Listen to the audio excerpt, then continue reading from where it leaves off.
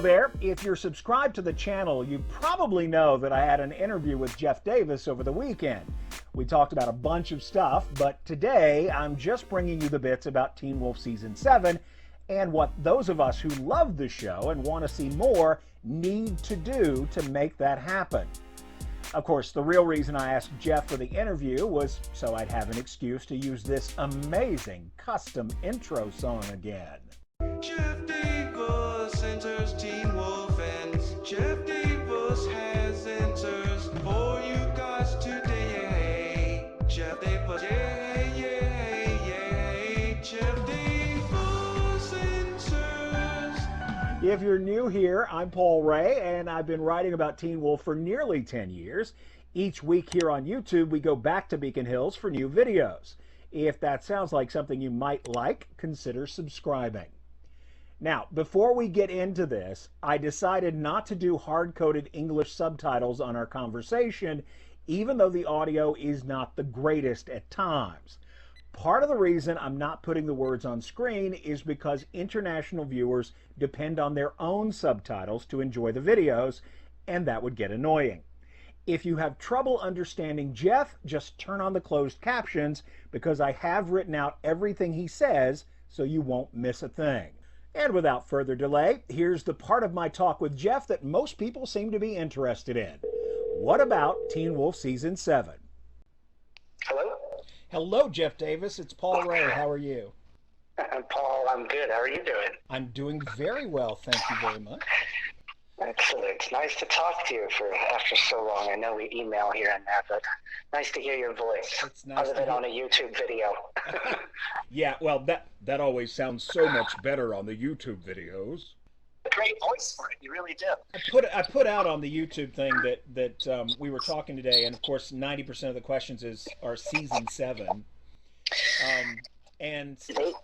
You can quote me on this with Steve Stark no longer at MGM.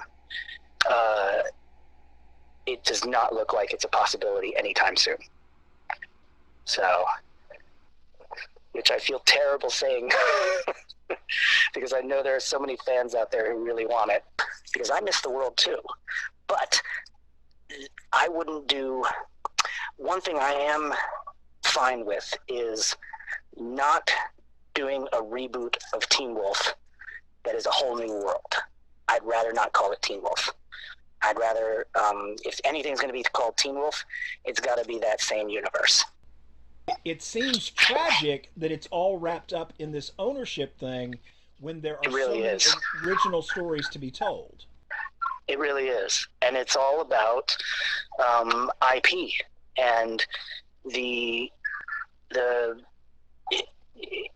business affairs of two companies is really what keeps it from getting made. I mean, I would be happy to shepherd along a new version of Teen Wolf. I mean, I'd be happy to shepherd along a version of Teen Wolf that was the same world. It's like it's all locked up. It's literally the same thing as what happened with Terminator, with the rights with Carol Co. and how long it took to get that. I mean, Spider-Man, before they even got that made, that was a nightmare of rights before Sony even got it made. That's probably not new information for regular viewers of my channel. Ownership of Teen Wolf is divided between MTV parent Viacom CBS and MGM.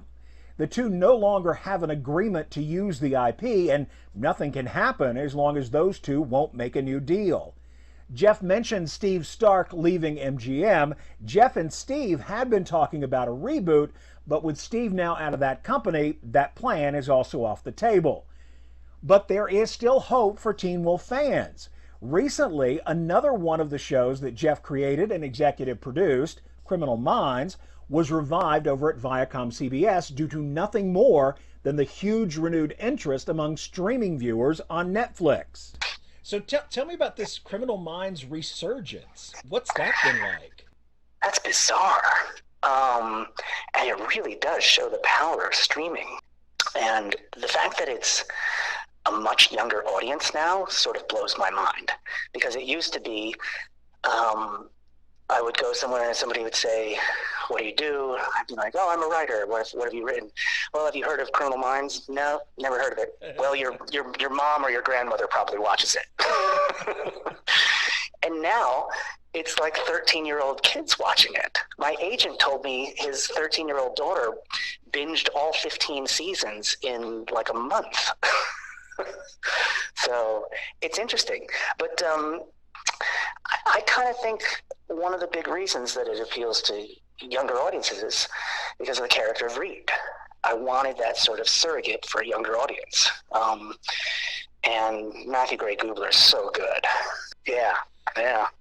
So you know what? It's interesting because it really, if anyone wants a new Teen Wolf, it really is up to the fans to make it happen.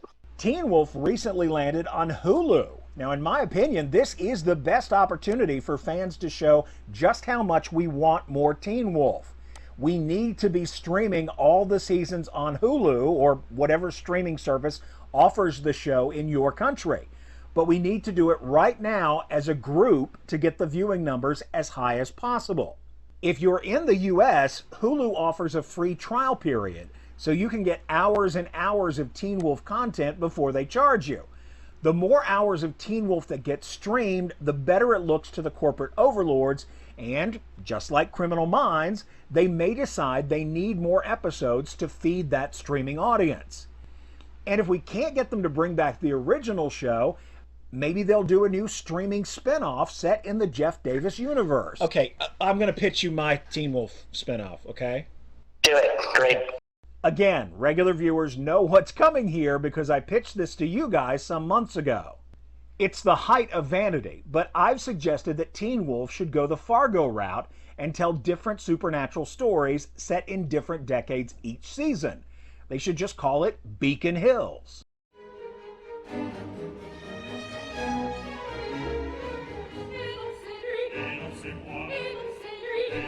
How about a full-period drama set while the Beast of Gévaudan was terrorizing France and Marie-Jeanne was hunting him?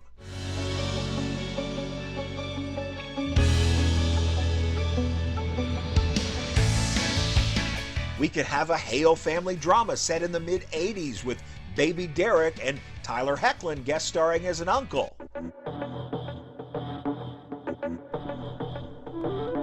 I'm still pitching my 1970s themed Teen Wolf with young Gerard and Alexander Argent hunting monsters in the streets and discos of San Francisco. I love it. So, I would love to see a teenage Argent story. That's brilliant. So, anyway, there's my offering to you if you can ever get the IP worked out. Because like I said, your universe is really deep. Yeah, it is. It's surprising what we were able to come up with and put in the show in all those in 100 episodes. So, and I think maybe it could happen one day.